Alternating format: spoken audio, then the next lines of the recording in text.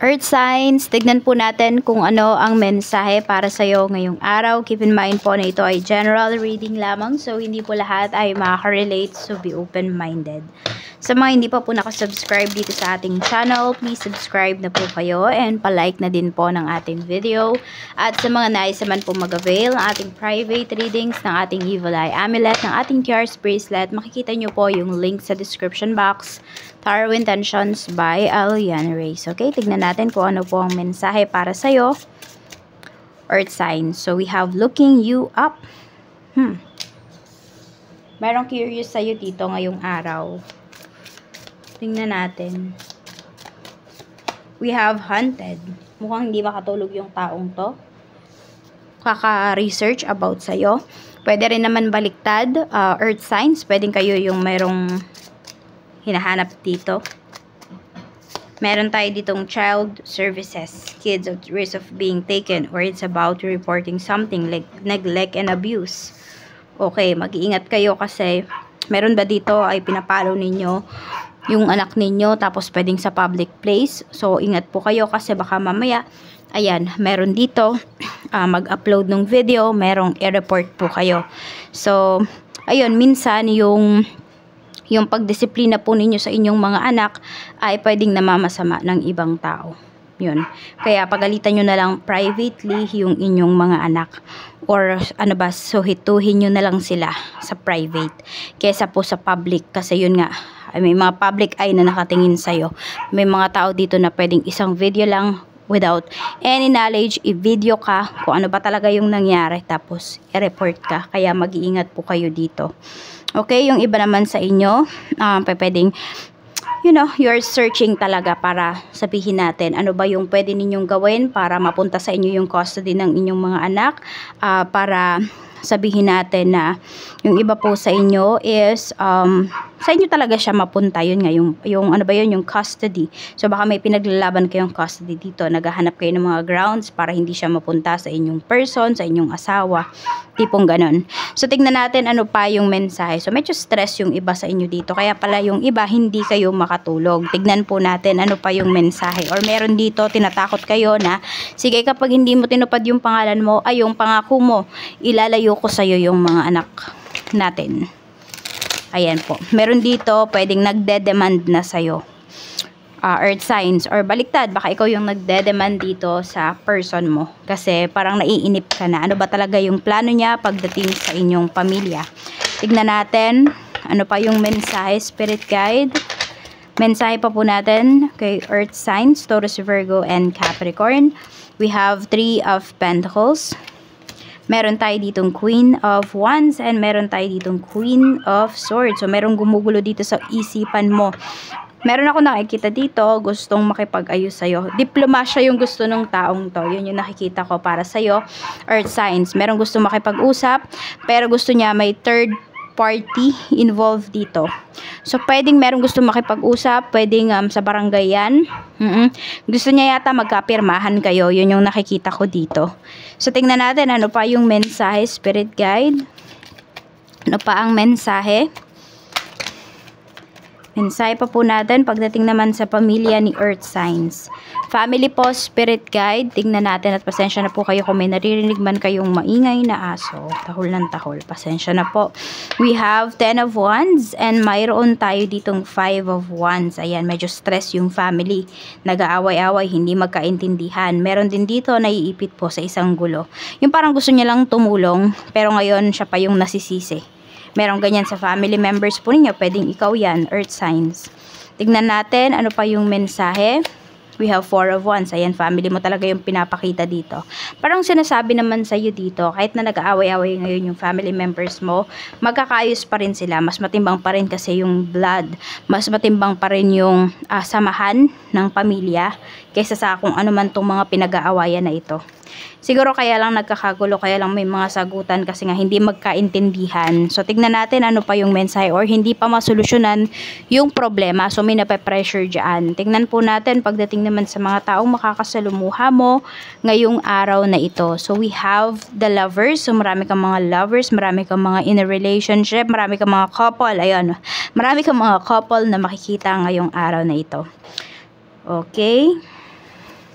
So, we have Judgment. Okay, yung iba sa inyo parang ang mababasa nyo, more on, hindi nyo to makakasalamuha. More on, makikita nyo lang ngayong araw. So, pwede po na yung mga sa newsfeed po ninyo, makikita ninyo mga LDR. Yun yung nakikita ko. So, tingnan natin. Tapos, meron din dito mga transactions. Malalayo ang transaction. So, pwedeng may makikita ka na nagpo-post ng mga resibo as proof of payment na galing pa sa ganitong lugar, sa ganitong bansa yung mga katransact niya.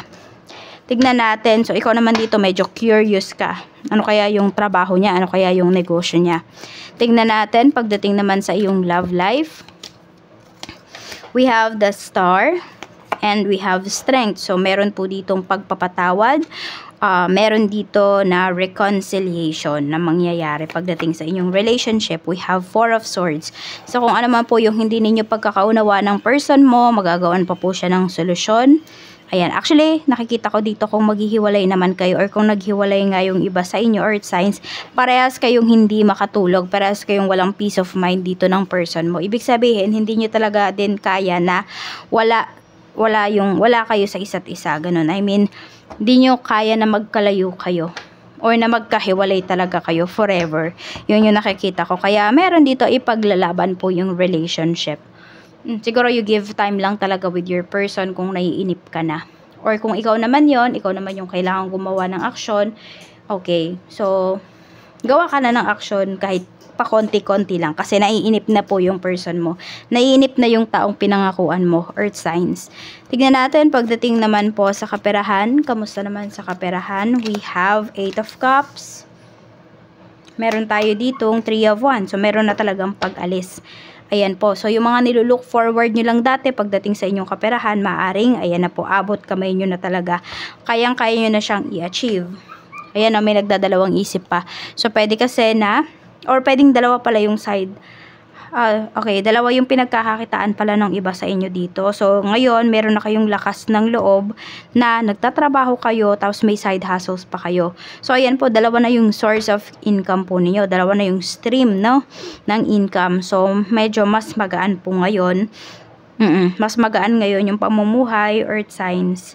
Kung hindi nyo pa yan nagagawa, ayan, hanap na po kayo ng side hustles. Kasi sa panahon talaga ngayon, hindi na nga sapat minsan kahit dalawa pa yung trabaho mo. Kahit dalawa pa yung pinagkakakitaan mo or yung side hustles mo. Magdagdag pa po kayo. Minsan yun na lang talaga yung magagawa natin. 'Di ba? Kaysa magreklamo tayo. So, gawa na lang tayo ng paraan. Ano ba yung side hustles na pwede po ninyong pasukin or sideline po. Tignan natin ano pa yung mensahe. Spirit guide, mensahe pa po natin pagdating naman po sa trabaho. Sa trabaho, we have 5 of Pentacles. Ayan o, hindi na talaga sapat. Meron akong demand na nakikita dito. May pag-uutos o. Ayan, may pag-uutos dito. Pinapakita pagdating sa trabaho. So, meron dito sa work po ninyo, hindi pa yata binibigay yung sweldo. Tapos, ang dami kaagad utos.